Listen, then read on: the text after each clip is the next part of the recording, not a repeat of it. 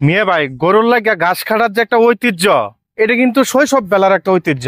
যেহেতু আমি বড় হয়ে গেছি, এখনো কিন্তু গরুর ঘাস কাটলে কেউ না করতো না, এটা লাগে ইজ্জত যেত গানা। আর এখনের ফুলা বান্ধে যদি আপনি কইন যে তুলা ঘাস কাটতে আন গেছে না বন্ধুতে, আহা কর্নার আগিতে দেখবেন যে দৌড় মেরে কে ফেলাই আছে।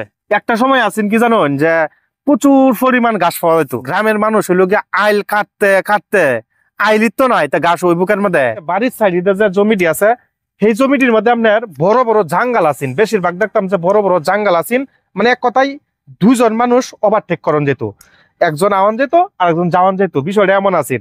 আর এখন যদি যান তাহলে 8 জনের মতন একটা সুন্দর আইল পাইতেন না, চিক্কর হয়ে গেছে।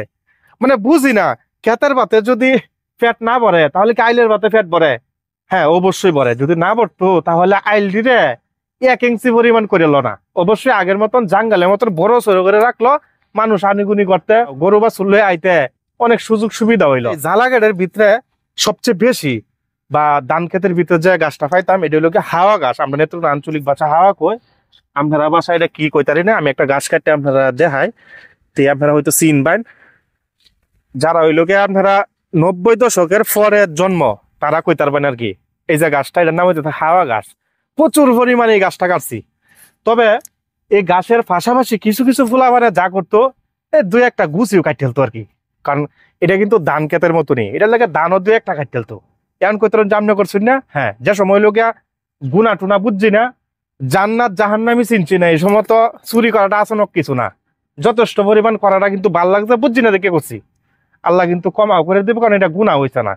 আর যে সময় থেকে বুঝি, এই সময় থেকে চুরি সুসরাম জিনিসটা আসলে টোটালি এই অন্তরটার ভিতরে নাই।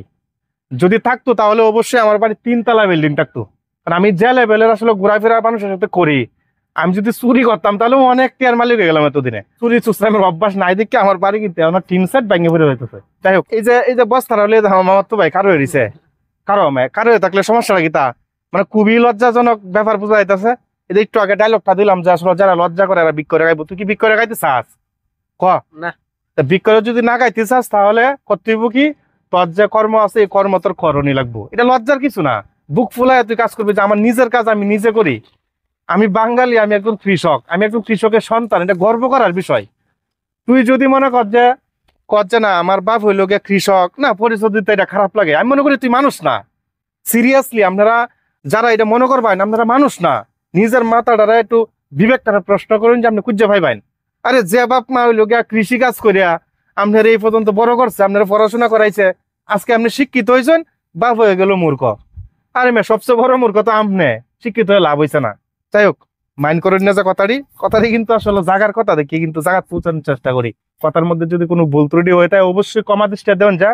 কারণ আমি যেহেতু মানুষ, আমার ভুল হইতে আর এটা স্বাভাবিক। ভুলটি কমেন্ট বক্সে তুলে ধরেন যে, এবং কষ্ট করে ভিডিওটা শেয়ার করে দিন যে। যাই হোক, আল্লাহ তাআলা আপনারা ভালো রাখ, সুস্থ রাখ ও ফাঁসিত নামাজ আদায় করুন। যে নামাজ আদায় না করলে কিন্তু ফেরেশতারা ঠান্ডা মারে ঠান্ডা করে এলবো। এটা তো আমার সব আপনার যত বড় প্রেসিডেন্টের ফুল হয় না করে।